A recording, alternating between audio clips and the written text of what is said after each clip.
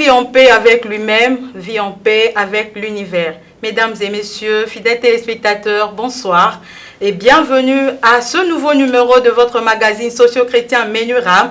Dans sa saison 2, nous sommes là avec l'aide de Dieu pour un nouveau numéro, mais aussi avec un nouvel invité. Je reçois pour vous ce soir l'apôtre Eric du Sabbat Mutudingoy. Il est pasteur responsable de l'église ministère du Jubilé Rehoboth Church.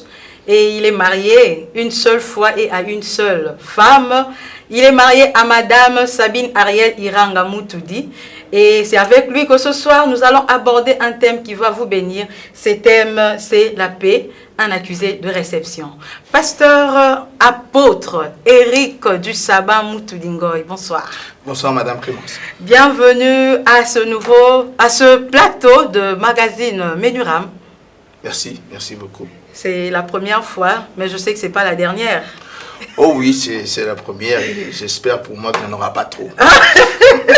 Mais moi, je crois que ce n'est pas la dernière. Non, mais bon, on va faire avec. Vous êtes pasteur responsable de l'église ministère du Jubilé Rehoboth Church. L'église existe depuis 5 ans. Exactement. Puis vous êtes marié à Madame Ariel Sabine, que nous saluons. Madame, vous avez nos salutations.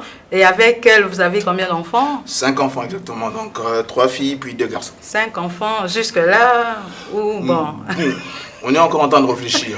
L'idée, c'est peut-être d'en ajouter 2, mais bon. Bon, Dieu va vous aider. Dieu n'est pas contre ça, mais ça dépendra de Vraiment, bon, il a dit remplissez la terre quand même. Mais il a dit à 2 personnes seulement. On peut faire la même chose. On va voir. D'accord, aujourd'hui nous parlons de la paix, un accusé de réception. Mais avant d'entrer dans le vif de notre sujet, nous aimerions un peu parler de vous, de votre parcours. Je ne pense pas que vous êtes tombé du ciel, vous n'êtes pas sorti de nulle part. Vous avez quand même eu un parcours, vous avez un père spirituel, vous avez commencé quelque part. Vous n'êtes pas né chrétien, vous avez reçu Jésus en une certaine année. C'est un peu de nous parler de vous, quel a été votre parcours jusqu'à devenir apôtre Eric du Sabbat. Oh, je vais faire de mon mieux pour le faire en cours en tout cas, parce que ce n'est pas l'objet de l'émission. Vraiment. J'ai donné ma vie au Seigneur Jésus dans mon adolescence. Okay. Donc en 96, j'ai donné ma vie à Jésus. C'était lors d'une croisade. Et le prédicateur du jour, c'était le pasteur Mukenge Shai, à l'époque président du Campus pour Christ. C'est à l'époque que j'ai donné ma vie au Seigneur. Et on avait déjà grandi dans une certaine ambiance. Je me rappelle déjà tout petit, on allait à l'écodime de l'église Cité Bethel, l'extension de Rigini, sur l'avenue Nimbo, avec le pasteur Chibola et puis le pasteur Ngoy. Et puis, j'ai donné ma vie au Seigneur. Ça n'a pas été facile pour les jeunes garçons que j'étais. Ça a été un pied dedans, un pied dehors, jusqu'à fin 98, début 99, où je me suis complètement ressaisi. J'ai dit, écoute, tu vas donner ta vie au Seigneur, c'est avec lui qu'il faut que tu marches. Et là, j'ai résolu de ne plus retourner dans le monde et de marcher avec le Seigneur. Et c'est le parcours que j'ai jusqu'à aujourd'hui. Ok, jusqu'à être apôtre aujourd'hui. Oh, ça c'est Dieu qui appelle. Bon, ça ne me dérange pas même si on vous appelait pasteur. On m'appelle pasteur, qu'on m'appelle évangéliste. De toute façon, j'en ai qui m'appellent par mon nom sans rien mettre devant, donc ça ne m'a jamais dérangé. D'accord, bon, nous on vous appelle apôtre ce soir. Ok, merci. L'apôtre, il y a quelque chose avant d'abord de prendre le sujet, c'est apôtre Eric du Sabbat. Vous êtes né un sabbat, un jour du sabbat, un samedi. Pourquoi du sabbat? Parce que simplement j'appartiens au repos. J'appartiens au repos, je vis dans le repos, donc je suis du sabbat. Du repos dans tous les domaines. Je suis du repos. Ok, moi je pensais que vous étiez né un samedi, parce qu'on sait que les Dominiques sont nés un dimanche. Bon, vous du sabbat, on va peut-être poser la question à la source. Pasteur, c'est quoi un accusé de réception? De manière assez simple, un accusé de réception, c'est un avis, ou alors c'est un message automatique qui est renvoyé vers un expéditeur pour lui signifier simplement que son message est arrivé. De manière assez simple. Je me rappelle, à l'époque, on avait des téléphones genre Nokia 3310, pour ceux qui les ont utilisés à l'époque, ou Ericsson. Lorsque vous envoyez un message, on vous disait « envoyer ». Mais tant que le message n'était pas reçu, il y avait une notification qui n'arrivait pas. C'était transmis. Et c'est le transmis qui est un accusé de réception. C'est-à-dire lorsque le destinataire reçoit le message, le téléphone signifie qu'il est arrivé et ça écrivait transmis.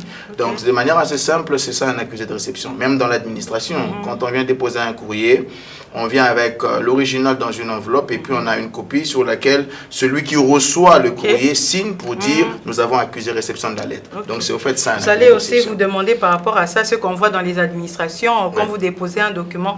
Donc c'est de ça que nous parlons ce soir. Exactement. Mais l'accusé des réceptions avec la Bible, bon, nous allons le découvrir. Ok. Pasteur, comment définissez-vous la paix et dans quel contexte vous l'exploitez ce soir? Parce que notre sujet c'est la paix, un accusé des réceptions. Je définirais la paix, je crois pas moi, je crois que les dictionnaires le définissent comme ça. C'est l'absence d'inquiétude. C'est une situation où rien de l'extérieur ne perturbe ce qu'il y a à l'intérieur. C'est une forme de stabilité émotionnelle. Ça peut être défini comme une tranquillité ou une absence de perturbation. C'est ce qu'on définirait par la paix de façon assez simple. Et quand on manque de paix, c'est qu'on est dans des situations compliquées. On est dans le trouble. On vit dans de problèmes, Exactement. dans de troubles. Exactement. Et comment est-ce qu'on peut... quelle différence pouvez-vous nous donner entre un problème et un besoin? Parce que quand on manque de paix, c'est sûrement peut-être à cause d'un besoin qu'on n'a pas reçu, dont on n'a pas reçu satisfaction, ou soit on a un problème qui nous guette et on manque de paix. Et comment pouvez-vous définir un besoin, différencier plutôt un besoin d'un problème? Je crois que les deux mots sont un peu des mots connexes. Hein. Il y a des endroits où ça peut se rencontrer et peut-être de façon assez large, on peut prêter à l'un le sens d'un autre. Mais je crois qu'un problème peut être défini comme étant une difficulté qui se présente à nous, qui nécessite une solution. C'est ça un problème. Mais le besoin, c'est plutôt ce que l'on met en place pour résoudre le problème. Le besoin, c'est la chose que l'on met en branle ou comme une solution afin de pallier au problème qui se présente. Ok.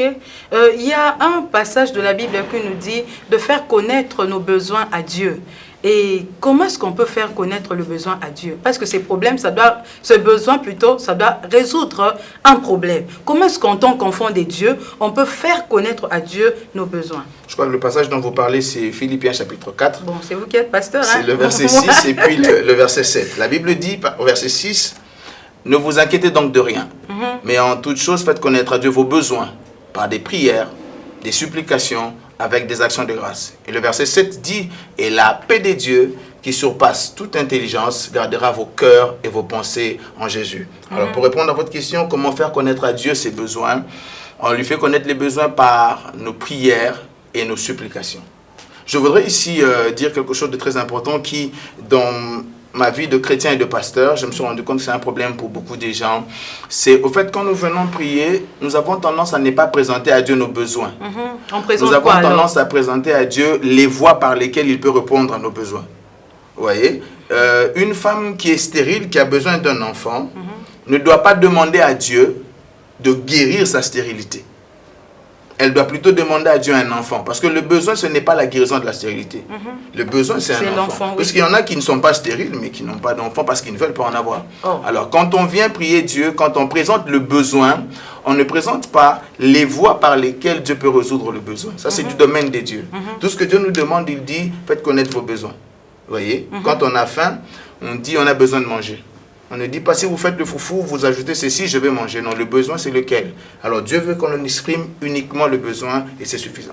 Ok, pasteur, vous avez parlé de faire connaître le besoin à Dieu par des prières et des supplications. Les prières, on connaît déjà. Je sais que c'est parler à Dieu. Donc, ça, c'est connu de tout le monde. C'est un dialogue entre l'homme et son créateur. Mais quand vous parlez des supplications, vous voulez faire allusion à quoi exactement? Je crois que le mot, de manière assez simple, le signifie. Hein. Quand on parle de supplication, ça vient du verbe supplier, qui a le sens d'implorer, qui a le sens de faire appel à ce qu'un cœur se déverse avec miséricorde, avec compassion sur une situation, sur un cas. Alors Dieu veut qu'on vienne vers lui en lui présentant nos prières, mais aussi en inclinant profondément nos cœurs, en appelant vers nous sa miséricorde. Mais il est notre Père, est-ce qu'on doit seulement les supplier? Un enfant, quand il a besoin de quelque chose, de recevoir quelque chose, un cadeau, un bien, quelque chose de la part de son Père, il n'a pas besoin de supplier, c'est son droit. Il dit seulement, papa, j'ai besoin de telle chose, et puis le papa va donner. Dieu est notre Père. Pourquoi seulement on doit les supplier? Si j'étais Jésus, je vous aurais... Il est un Père méchant? Si j'étais Jésus, je vous aurais répondu par une question. Vraiment? N'avez-vous jamais supplié votre Père? S'il est en colère, il est fâché, ou il est un peu mécontent. Il arrive que Dieu se fâche. Il arrive que Dieu soit en colère. Lui qui est lent à la colère et puis riche en bonté, il s'efface aussi. J'aime ce que vous dites. Il est lent à la colère. Mais il ne doit pas ça ne veut pas dire qu'il n'arrive pas qu'il soit en colère. Il est lent à la colère. Vraiment. Pasteur, nous évoluons. Quand est-ce qu'on peut recevoir l'accusé de réception de la part des dieux? On reçoit un accusé de réception quand on présente ses besoins par les prières, les supplications avec des actions de grâce. Mais je voudrais ici parler d'un élément qui est important. On touchera peut-être à l'accusé de réception de manière assez profonde dans quelques instants. C'est qu'est-ce que nous présentons à Dieu. Vous voyez, nous présentons nos besoins. Mais ces besoins doivent avoir un prompteur devant qu'il faut suivre. C'est la volonté de Dieu. On ne peut pas penser, prier Dieu, avoir la paix, si on n'a pas prié selon la volonté de Dieu. Exactement. La source profonde même de la paix que nous avons doit se lier à la volonté de Dieu. La Bible dit, c'est l'apôtre Jean qui écrit, c'est 1 Jean 5,14. La Bible dit, nous avons donc auprès de lui cette assurance, que si nous demandons quelque chose conformément à sa volonté, 1, nous savons qu'il nous écoute. 2, puisqu'il nous écoute, quelle que soit la chose que nous demandions, nous savons que nous la possédons déjà. Pasteur, tout à l'heure, vous venez de dire que le chrétien ne présente pas bien leurs besoins à Dieu. Si on ne sait pas présenter les besoins à Dieu, alors qu'est-ce qu'on présente à la place? On n'exprime pas bien le besoin. Qu'est-ce qu'on présente à Dieu? Je pense qu'on présente les problèmes. Les problèmes? On présente les problèmes. Mais on dit à Dieu, Seigneur, regarde, je n'ai pas ceci. Seigneur, regarde, je n'ai pas cela. Seigneur, regarde, il me manque ceci. Mais la question de Dieu, c'est, que veux-tu que je fasse pour toi? Plus d'une fois, le Seigneur pose cette question. Que veux-tu que je fasse? Il veut ton besoin. Il n'a pas besoin d'écouter ton problème. Ah, ça rejoint la réponse du paralytique de 38 ans. Exactement. Lui, Dieu lui demande que veux-tu que je fasse? Lui, il dit que je n'ai personne. Donc, il ne répond pas à la question. Il ne répond pas à la question. Et le Seigneur repose la question, que veux-tu que je fasse? Moi, je pense que de nos jours, les chrétiens, au lieu de présenter les besoins, ils se lamentent plutôt dans la prière. Ils se lamentent, ils pleurent. Donc, au lieu de présenter exactement le besoin, ils vont se lamenter. Or, je pense que pasteur, Dieu ne répond pas aux pleurs, aux lamentations. Lui, il répond à la prière. Je crois que ça, c'est vrai, ça peut choquer les gens. Dieu ne répond pas aux pleurs. Il n'est jamais affecté par ça. On peut, sinon, donc, Dieu est insensible. Si c'était le cas, je crois que Jésus aurait reçu la réponse à sa prière à Gethsemane. Il a voulu que le Père éloigne de lui la coupe. Il l'a fait à 3 reprises. Le Père n'a pas changé d'avis. La position du Père n'a pas changé parce que simplement, la volonté du Père était connue. Donc, se lamenter et pleurer, si ça n'entre pas dans les cadres de la volonté de Dieu, ça ne sera absolument rien. On va juste avoir une histoire, on dira que Dieu ne répond pas aux prières. J'ai prié, j'ai jeûné, mais je n'ai jamais eu de réponse. Parce qu'au fait, dans le fond, on n'a jamais présenté les besoins. On n'a jamais présenté les besoins, on s'est lamenté. Exactement. Pasteur, la paix, un accusé de réception. Pourquoi attribuez-vous à la paix cette qualification ou ce terme d'accusé de réception? Oh, j'étais en train de réfléchir avec mon grand frère, le pasteur Chim. On parlait justement de ces sujets. Je lui ai dit, c'est le début du verset 7 qui me pousse justement à parler de la paix comme un accusé de réception. Le verset 7 commence par une conjonction de coordination. Il y a le « et » devant. Et le « et » vient en réponse au verset 6. Il dit, faites connaître vos besoins par des prières, des supplications avec des actions de grâce. Et la paix de Dieu, c'est comme si c'était une instantanéité. C'est comme si c'était une suite logique à ce qui a été fait au verset 6. Et le verset 7 nous signifie directement que quand vous le faites, c'est comme si Dieu libérait un mouvement de son côté. Et c'est un mouvement automatique. C'est la paix qui vient, mais la paix vient en réponse aux besoins présentés à Dieu. Je voudrais signifier que ici, la paix, ce n'est pas la réponse à la prière. Parce que le besoin, ce n'est pas la paix. Le besoin, c'est une chose précise qui doit combler un vide. Mais avant que la chose ne vienne, Dieu envoie un agent pour venir simplement nous signifier que la requête a été reçue et que le dossier est en cours de traitement. Prenez votre mal en patience. C'est comme si on vous appelle, vous êtes sur une autre ligne. On dit à celui qui appelle, votre correspondant est sur une autre ligne, veuillez garder l'écoute. C'est-à-dire, attendez le moment venu, on va vous prendre au téléphone. C'est aussi ça le rôle de la paix. La paix n'est pas la réponse à la chose qu'on demande. j'ai l'habitude de dire, quand je dis ça, j'entends Anne qui dit Amen. Parce que quand Anne est allée prier à Silo, elle allait demander un enfant. Cette fois-là, elle a fait une requête assez précise, un besoin clair, bien exprimé. Seigneur, si tu me donnes un fils, je te le donnerai. Elle a exprimé son besoin et le sacrificateur Élie qui regardait la femme a cru que cette femme était ivre. Il a approché la femme, ils ont échangé et la femme lui dit non, non, je suis venu répandre mon amertume devant le Seigneur. Quand elle finit, le sacrificateur lui dit que l'Éternel te donne ce que tu lui as demandé. La Bible ajoute que Anne se leva et s'en alla. Mais la Bible précise ceci, depuis ce jour-là, son visage ne fut plus le même. Pénina n'avait pas arrêté d'insulter. Les enfants de Pénina n'ont pas arrêté de mortifier, mais le visage de Anne avait complètement changé. Elle n'avait pas encore eu d'enfant, mais elle a reçu quelque chose de la part de Dieu qui lui avait donné une paix. Mais pasteur, comment est-ce qu'on peut connaître, savoir que non, Dieu, ça c'est ce que je reçois, c'est un accusé de réception de la part de Dieu. Ça n'a pas de formule, il n'y a pas un mot que Dieu nous envoie, il ne vient pas en songe. Comment est-ce qu'on peut savoir? Anne, pour le cas de Anne, lui, c'est le sacrificateur qui lui a dit que non, Dieu va en paix, c'est que Dieu, tu as demandé, Dieu te l'a donné. Et nous autres, parce que parfois Dieu ne réagit pas. Tu pries, tu pleures, il reste calme, il dit rien. Comment je peux savoir que ça, c'est un accusé de réception pour que j'ai aussi la paix comme Anne? En fait, c'est la paix elle-même qui est un accusé de réception. On n'a pas besoin de quelque chose d'autre en dehors de la paix. Chaque fois que l'on prie Dieu et que l'on n'a pas de paix, c'est que l'on n'a pas présenté le besoin. Ok. Parce que c'est... Quand on lit le chapitre 4 de Philippiens, le verset 6 et 7, on a nettement l'impression que le verset 7 est une conséquence, en fait j'ai envie de dire logique, est une conséquence logique. Le verset qui se conçoit bien se présente clairement. Et les mots pour le dire viennent aisément, on peut l'appliquer dans cette circonstance. Quand dans la forme voulue par Dieu, en ayant compris sa volonté, en ayant présenté le besoin, et dans la paix, au fait, ce qu'on fait, c'est qu'on se dit maintenant, je m'attends au Seigneur. Je lui ai présenté mon problème, je n'ai plus besoin de m'inquiéter, je n'ai plus besoin de me lamenter, je lui fais suffisamment confiance. Je sais qu'il m'aime, je sais qu'il connaît ce qu'il faut pour moi et il veut mon bonheur, je lui fais donc confiance. Pasteur, un passage de la Bible nous dit de demander, demandez, vous recevrez afin que votre joie soit parfaite. Et êtes-vous sûr que sans réponse des dieux, selon ma demande, juste par la paix ou bien juste par un accusé de réception, je peux vraiment être dans le bonheur, vivre dans le bonheur. Parce que quand on demande, on a besoin de recevoir pour être dans le bonheur. Oui. Mais quand j'ai prié, je n'ai pas eu ce que j'ai seulement la paix là, ou cet accusé de réception, est-ce que ça peut m'apporter le bonheur? Ça peut nous apporter la paix, mais les choses que nous demandons à Dieu nous procurent aussi le bonheur. Je vais nuancer paix et bonheur sur ce point pour que l'on se comprenne. Parce que le bonheur découle aussi d'une satisfaction matérielle. Ça découle du plaisir qu'on a à jouir de quelque chose. Mais la paix, elle, par contre, elle vient sans rien de palpable.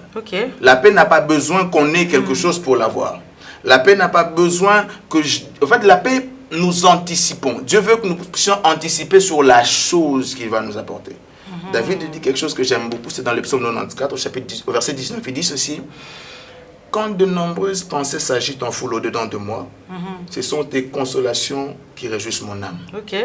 Pendant que les nombreuses pensées s'agitent en foule, David dit, ce sont les consolations de l'Éternel qui réjouissent l'âme.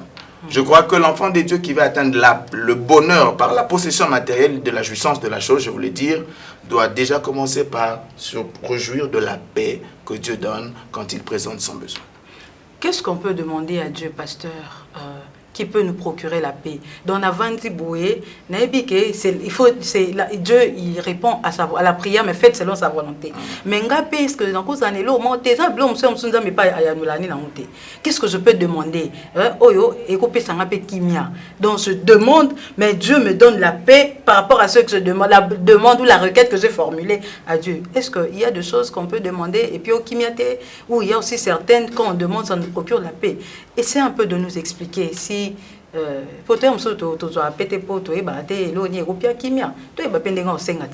non, problème pena ya koyeba kosenga.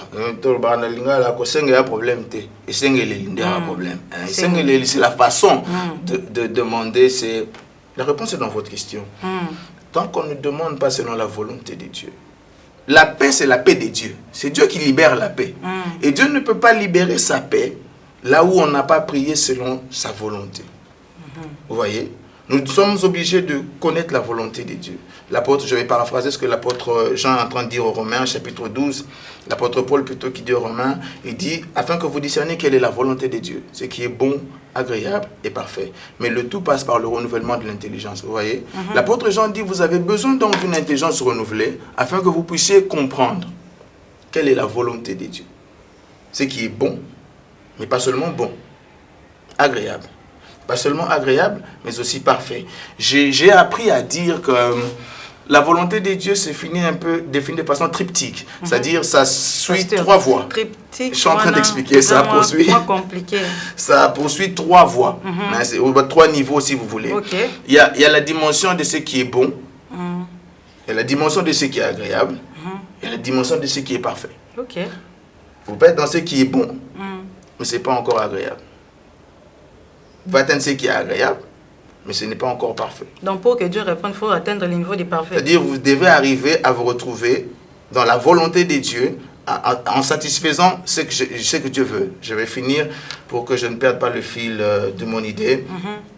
Quand Dieu crée, le premier jour, il voit que cela est bon. Pareil pour le deuxième jour, pareil pour le troisième jour, le quatrième, le cinquième. Vous savez ce qu'il a constaté le sixième jour? Non, pasteur, dites-le nous. Il a vu que cela était très bon. Dieu n'a pas vu que cela était bon. Non. Le sixième jour, quand il a créé l'homme et la femme. Quand il a fini son travail, il n'a pas vu que c'était bon. Oh, mais c'est au sixième jour qu'il a créé l'homme, non? Oui. Et c'est là où il a dit il a vu que c'était très bon. Quand il finit son travail, avant d'aller se reposer, il constate maintenant l'œuvre dans son ensemble, dans sa globalité. Il dit, j'ai créé la lumière, j'ai créé les étoiles, j'ai mis de l'eau, j'ai mis les arbres. C'est très bon. Même Dieu sait qu'il y a des moments où c'est bon, il y a des moments où c'est très bon. Donc quand on veut la volonté de Dieu, quand on est dans ce qui est bon, c'est une bonne chose. Il faut arriver dans ce qui est agréable et dans ce qui est parfait. Permettez-moi de m'étendre là pour qu'on se comprenne très bien. Allez-y, pasteur. Si on divise la volonté de Dieu dans ces trois dimensions, nous irons dans la dimension du Fils, de l'Esprit et du Père. Toujours dans le domaine de la volonté de Dieu. Quand on veut une chose selon la volonté de Dieu, le premier élément pour moi, si je le lis au Fils, c'est la volonté de Dieu connue par sa parole. Mais ça ne veut pas dire parce que c'est écrit que c'est suffisant. Vous voyez, la Bible dit, je désire que les jeunes gens se marient. Vous voyez? Alors imaginez que ma petite fille de 17 ans vienne me dire, papa, j'ai vu que c'est écrit que je désire que les jeunes gens se marient. Comme je suis de cet âge-là, je veux donc me marier. Je dirais à ma fille, non. Elle me dira, mais c'est écrit. J'ai dit, oui, c'est écrit, mais ça ne te concerne pas. Vous voyez? Il y a une dimension où, comme la parole de Dieu est d'accord avec nous, assurons-nous du deuxième point, c'est l'esprit. Est-ce qu'on a une conviction intérieure que cette chose est à moi? On peut être d'accord avec la parole, mais quand tu veux te mettre dedans, tu sens plus profond de toi, l'esprit te résiste et dit, ça, c'est pas pour toi. Et quand on n'a pas encore la conviction intérieure, on ne peut pas exercer la volonté de Dieu dans une telle situation. Et même quand on aurait eu la volonté de Dieu, plutôt, on aurait compris la conviction de l'esprit, il y a la troisième chose qui est la dimension du Père. Et le Père, je le place dans la dimension des temps et des circonstances. C'est lui qui maîtrise les temps et les circonstances. Vous voyez, David, qu'est-ce que je dis? Samuel pouvait prophétiser sur Saül, lui dire beaucoup de choses. Il dit, tu verras des hommes qui vont descendre, il y aura une cruche, tu verras des prophètes. Et puis il dit à la fin, quand tu verras toutes ces choses arriver pour toi, fais ce que tu auras à faire, car l'Éternel est avec toi. Même les circonstances doivent nous enseigner que Dieu est dedans. Donc, quand on veut aligner la volonté de Dieu et bien la connaître, vérifions, est-ce que la parole de Dieu est en accord avec ce que je suis en train de faire? Est-ce que j'ai reçu le témoignage intérieur que c'est aussi pour moi? Est-ce que les circonstances se prêtent à cela? Donc, on peut aussi demander quelque chose à Dieu. C'est dans sa volonté, mais quand le temps n'est pas encore arrivé, on ne peut pas le recevoir. Ah oui. Mais on aura quand même la paix comme accusé de réception. Oui, parce que la paix, au fait, c'est, comme la Bible le dit, et la paix de Dieu qui surpasse toute intelligence, gardera vos cœurs et vos pensées. Ailleurs, on dit, et la paix de Dieu qui dépasse tout ce que l'on peut comprendre. Vous savez, s'il y a un domaine qui étonne le monde, c'est le domaine de la paix. Essayez d'imaginer Jésus dans une barque, tout le monde en train de crier, lui en train de dormir profondément.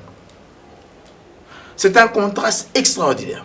Si on pouvait peindre ce tableau, on aurait vu 12 personnes en train de crier. Un seul dans un coin, endormi. Exactement. Mais c'est lui qui a la solution au problème. C'est comme ça que j'ai dit toujours aux gens, quand dans ta barque Jésus est en train de dormir, apporte-lui un coussin et un drap et dis-lui, Seigneur, fais-moi de la place, je vais dormir avec toi. Vraiment. Oui, parce que quand lui dort, rien ne peut arriver.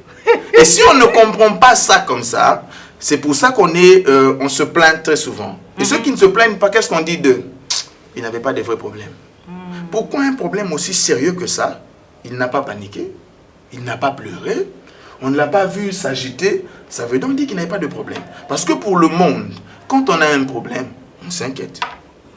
Alors que Dieu dit, ne vous inquiétez donc de rien. Mais ce n'est pas facile. Toi, tu es dans le problème, dans le tourment, tu ne vas pas t'inquiéter comment? C'est pas facile si on n'a pas Dieu avec soi. Voyez, quand on a Dieu avec nous, nous savons déjà que nous avons toutes choses. La Bible dit, tout ce que vous demanderez avec foi par la prière, 1, croyez que vous l'avez reçu. 2, vous le verrez s'accomplir. Le principe est simple. Il faut croire sans voir pour voir. Ça, c'est un principe. Avec Dieu, c'est comme ça que ça marche. Il faut croire sans voir pour voir. Mais si vous voulez inverser les choses, vous n'aurez rien du tout. C'est ça la foi. Exactement. Exactement. Il nous faut d'abord croire que ce que nous avons demandé, nous l'avons reçu. Et ensuite, nous verrons cela arriver. Pasteur, tout à l'heure, vous venez de parler du cœur. Comment est-ce que la paix peut sécuriser nos cœurs? J'aime la question, puisque déjà, Dieu, en envoyant la paix, définit sa mission. C'est-à-dire la paix en venant à un cahier de charge. La paix en venant à un ordre de mission assez clair, c'est de garder, si vous voulez, de préserver. C'est pour que ce qui vient de l'extérieur ne touche pas le cœur. Et la paix joue le rôle d'une sentinelle. La paix joue le rôle d'une gardienne qui sécurise le cœur afin que ce qui peut avoir à l'extérieur n'affecte pas l'intérieur en attendant que la réponse vienne. Donc la paix joue le rôle de... C'est un accusé de réception, mais quand il arrive, c'est avec le but de garder le cœur. Vous voyez, quand vous savez, vous venez voir le président de la République, on vous dit, il a dit, revenez demain. Je doute fort que vous puissiez rentrer chez vous avec la même mine. Surtout qu'on est dans le contexte, je parle du contexte congolais, pas le contexte américain où par moment le président n'a pas d'argent. Je parle du contexte congolais où vous savez que quand vous arrivez, on lui appliquerait ce verset, tous ceux qui tournent vers lui, le regard sont revenant de joie. Quand vous arrivez, vous voyez le président, tu rentres déjà à la maison, tu peux même permettre à ma femme, à madame de dire, madame, va au coin là-bas, prends déjà pour une telle quantité, parce que quand je reviendrai demain, je sais que le chef aura répondu à mon besoin. Donc la paix va au-delà de ça. Ça, c'est pour les hommes. Mais Dieu qui est suffisamment fidèle, Dieu qui est suffisamment puissant. Vous savez, Maman Clémence, la raison trouve aussi, la foi, je voulais dire, trouve sa raison dans notre histoire avec Dieu. La paix trouve aussi sa raison d'être dans ce que nous savons que Dieu est. Pour ce que nous avons appris qu'il a déjà fait, on peut se dire, j'ai appris qu'il l'a fait pour tel, il peut le faire pour moi. La difficulté, c'est peut-être pas pour nous. Ça, c'est moi qui je réfléchis généralement comme ça. Je dis que la difficulté, c'est pour des personnes comme Abraham. C'est pour les personnes comme Noé. Nous, on les a comme témoins. Nous, on les a comme preuve de la fidélité, de la bonté des dieux. Ainsi, on peut croire en Dieu sans beaucoup de problèmes. Mais comment Abraham a fait pour garder confiance en Dieu? Comment Noé a fait pour continuer à croire en Dieu? Et c'est une œuvre que Dieu fait au travers de son esprit en nous pour pouvoir nous garder, nous dire, faites-moi confiance et puis ça va aller. C'est comme le cas de Anne. Anne n'avait pas encore reçu l'enfant. Tout à fait. Mais l'époux Pénine n'avait pas arrêté à la mortifier. Mais elle a gardé son calme. Elle a eu la paix. Elle se dit, bon, attends, je sais que j'aurai un fils. Ou bien, Aza déjà, maintenant, on a limité. C'est ça, c'est qu'elle a paix. Parce que nos ennemis, ils ne vont pas arrêter de nous mortifier, de nous causer de problèmes. Mais aux huit qui m'ont causé, il n'y a pas garde-fou. Donc, quand vous le dites, je me mets à rire parce que j'essaie d'imaginer comment les ennemis fonctionnent. Imaginez Anne avec un seul enfant. Pénine va dire, et Dieu étant tellement bon, Anne peut se dire quand elle chante après avoir eu l'enfant, elle dit, la stérile peut enfanter 7 fois. Vous imaginez comment Dieu fait les choses. C'est-à-dire, elle n'a demandé qu'un seul, mais quand elle le donne à Dieu, j'ai envie d'ouvrir une parenthèse qui n'a rien à voir avec l'émission, mais permettez-moi quand même d'y aller. C'est mon esprit de prédicateur qui vient m'habiter maintenant. Allez-y. Quand Anne donne son enfant à Dieu, Anne dit ceci. Élie prend l'enfant et Élie dit à Anne, que l'Éternel te donne d'autres enfants à la place de celui que tu lui as prêté. Au fait, nous on a vu Anne donner un enfant à Dieu. Mais Anne a appliqué notre méthode. Anne a fait un prêt. C'est comme si Dieu voulait faire un emprunt quelque part. Il voulait emprunter, il cherchait. Je peux emprunter ou je peux emprunter. Anne dit, je suis là. Il dit, en tout cas, chez moi, tu peux emprunter. Et quand Dieu emprunte, comme la Bible dit, Dieu n'est débiteur de personne, il était donc impossible à Anne, après avoir prêté un enfant à Dieu, de rester les mains vides. C'est comme ça que quand Dieu redonne d'autres enfants à Anne, c'est pour faire ce que Élie a dit, que Dieu te redonne ou que Dieu te remplace des enfants à la place de celui que tu lui as prêté. Merci beaucoup, apôtre Éric du Sabbat Moutoudi. Nous sommes déjà arrivés à la fin, mais prenons une dernière question. Quels sont les bénéfices de la paix? Je pense que la paix nous apporte quand même quelques avantages. Je crois que la paix nous évite déjà les maladies psychosomatiques. Je crois déjà que la paix nous évite de faire des infarctus. La paix nous évite des sommeils troubles. La paix nous apporte la bonne humeur. La paix nous apporte la joie.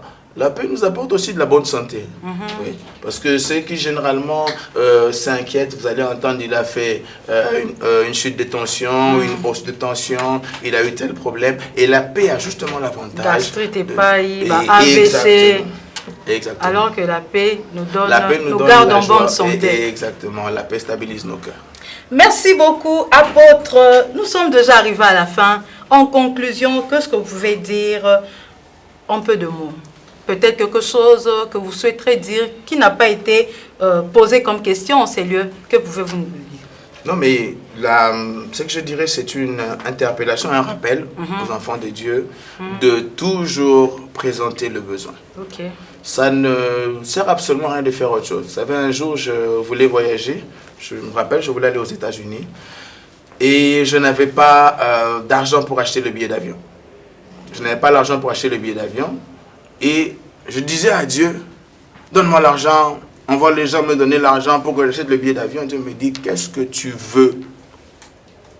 Vous voyez? Je dis à Dieu, je veux un billet d'avion. Vous savez ce qui s'est passé? Je n'ai pas acheté ce billet, des gens l'ont acheté pour moi. Alors quel était mon besoin? L'argent ou le billet d'avion? Mon besoin, c'était le billet d'avion. Mais le moyen, selon moi, c'était l'argent pour l'acheter. Mais les moyens de Dieu, c'était, je touche à notre cœur qui répond à son besoin. Donc la clé, elle est simple. Faisons connaître nos besoins et laissons à Dieu le soin de chercher les voies qui lui plaisent. Vous savez, on peut avoir une voiture tous deux aujourd'hui. Vous l'aurez achetée.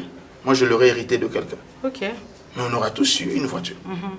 Donc, quand on fait connaître à Dieu le besoin, Dieu se charge lui-même de choisir les voies qui lui plaisent pour satisfaire chacun de nos besoins. Merci beaucoup, apôtre Éric du Sabbat Moutoudi. C'était un plaisir de vous recevoir sur les plateaux du magazine Menuram. Je vous l'ai déjà dit au début que pour moi, je pense que ce n'est que la première. Même si vous ne voulez pas que ce soit de trop, mais je sais que ce n'est pas la dernière. Dieu nous donnera l'occasion de revenir encore pour parler d'un autre sujet. J'espère que je ne vais pas trembler comme aujourd'hui. Mais sinon, ça ira. Fidèles téléspectateurs, nous sommes arrivés à la fin de notre magazine socio-chrétien Menuram de ce soir. Nous avons parlé de la paix, un accusé de réception, et nous avons dit avec l'apôtre, nous étions plutôt avec l'apôtre Éric du Sabbat Moutoudi Ngoy. Avec lui, il nous a dit que nous devons faire connaître nos besoins à Dieu et pas nous lamenter. Ne présente pas le voie à Dieu pour répondre à ton besoin. Présente plutôt le besoin à Dieu. Et quand tu l'as présenté, même quand tu n'as pas encore reçu l'exaucement à ton problème, mais quand tu reçois la paix, sache que c'est un accusé de réception et ça va arriver, surtout si tu l'as demandé dans la volonté de Dieu. Donc, je vous retrouve très prochainement pour un nouveau numéro, mais aussi avec un nouveau sujet, un nouveau thème, peut-être avec un nouvel invité. Et laissez-moi dire merci à mon équipe technique. Je vois mon réalisateur Aristote Diassilois, je vois Bidika Rodrigue, l'homme à la courte taille, mais à la sagesse remarquable. Mais aussi, laissez-moi souhaiter un joyeux anniversaire à Glody Beki qui nous suit depuis Idiofa, un grand téléspectateur des Menuram. Alors, c'est par là que nous finissons. Je vous dis de rester branchés. Je vous retrouve très prochainement. Au revoir.